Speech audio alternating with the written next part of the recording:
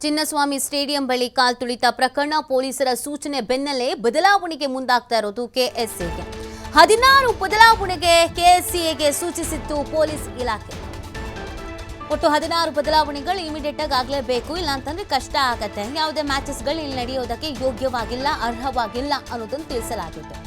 ನಿವೃತ್ತ ನ್ಯಾಯಮೂರ್ತಿ ಖನ್ನಾ ನೇತೃತ್ವದ ಸಮಿತಿಯನ್ನ ರಚಿಸಿತ್ತು ರಾಜ್ಯ ಸರ್ಕಾರ. ಎಡವಟ್ಟಾಯ್ತಲ್ಲ, ಆಗ ರಚನೆ ಆಗಿತ್ತು.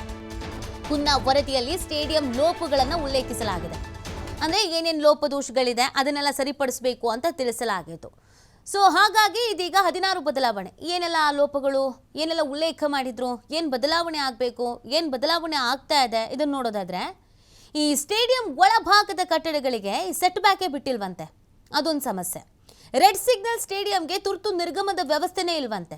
ಎಲ್ಲಾದರೂ ಎಕ್ಸಿಟ್ ಆಗಬೇಕು ಇಮಿಡಿಯೇಟ್ ಆಗಿ, ಏನೋ ಬೆಂಕಿ ಬಿತ್ತು, ಏನೋ ಅವಘಡ ನಡೀತು, ಎಕ್ಸಿಟ್ ಎಲ್ಲಿದೆ ಅಂದರೆ ಇಲ್ಲ. ಅಲ್ಲಿ ಸ್ಟೇಡಿಯಂ ತಡೆಗೋಡೆಗಳು ಅವೈಜ್ಞಾನಿಕವಾಗಿದೆ, ವೈಜ್ಞಾನಿಕವಾಗಿ ಇಲ್ಲ ಅಂತೆ. ಗೇಟ್ ಹಾಗೂ ಮೆಟ್ಟಿಲುಗಳು ತುಂಬ ಚಿಕ್ಕದಾಗಿದೆ, ಓಡೋದಕ್ಕೂ ಆಗಲ್ಲ. ಒಮ್ಮೆಲೆ ಜನ ಜಾಸ್ತಿ ಆಯಿತು ಅಂತಂದರೆ ನೂಕುಲಾಗುತ್ತೆ, ಕೆಳಗಡೆ ಬಿದ್ದು ಹೋಗ್ತಾರೆ, ಆ ಥರದ್ದೆಲ್ಲ ಸಮಸ್ಯೆ ಆಗುತ್ತೆ. ಇನ್ನು ಮೇಯ್ನ್ಲಿ ಇನ್ನೊಂದು ಸಮಸ್ಯೆ ಏನು ಅಂತಂದರೆ ಈ ಆಂಬ್ಯುಲೆನ್ಸ್ ಸಂಚಾರಕ್ಕೆ ಸ್ಟೇಡಿಯಂ ಸುತ್ತ ಜಾಗನೇ ಇಲ್ವಂತೆ. ಆಂಬ್ಯುಲೆನ್ಸ್ ಓಡಾಡೋದಕ್ಕೆ ಪ್ರೇಕ್ಷಕರ ವಾಹನಗಳಿಗೆ ಪಾರ್ಕಿಂಗ್ ವ್ಯವಸ್ಥೆ ಅನ್ನೋದಿಲ್ಲ. ಕ್ರಿಕೆಟ್ ತಂಡದ ವಾಹನಗಳಿಗೂ ಪಾರ್ಕಿಂಗ್ ವ್ಯವಸ್ಥೆ ಅನ್ನೋದಿಲ್ಲ. ಅಗ್ನಿಶಾಮಕ ವಾಹನ ಸಾಗೋದಕ್ಕೆ ದಾರಿನೂ ಇಲ್ಲ ಅಂತ ವರದಿ ಮಾಡಿದ್ರು.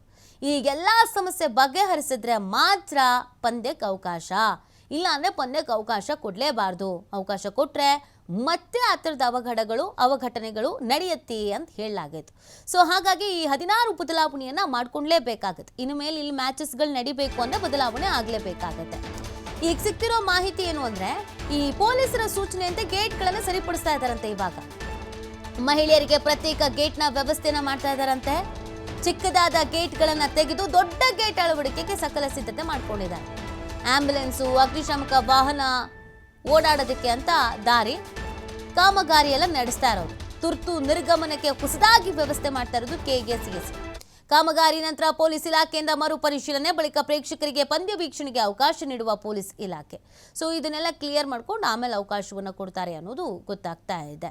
ಸೊ ಚಿಕ್ಕದಾಗಿ ಯಾವುದೆಲ್ಲ ಶುರು ಮಾಡ್ಬೋದು ಸ್ಟಾರ್ಟಿಂಗಲ್ಲಿ, ಅದನ್ನೆಲ್ಲ ಶುರು ಮಾಡ್ತಾ ಇದ್ದಾರೆ ಇವಾಗ. ಗೇಟ್ ಸರಿಪಡಿಸೋದು, ಆಮೇಲೆ ಪ್ರತ್ಯೇಕ ಜಾಗದ ವ್ಯವಸ್ಥೆ, ಪಾರ್ಕಿಂಗ್ ವ್ಯವಸ್ಥೆ, ಇದನ್ನೆಲ್ಲ ಈಗ ಮಾಡ್ತಾ ಇದ್ದಾರೆ.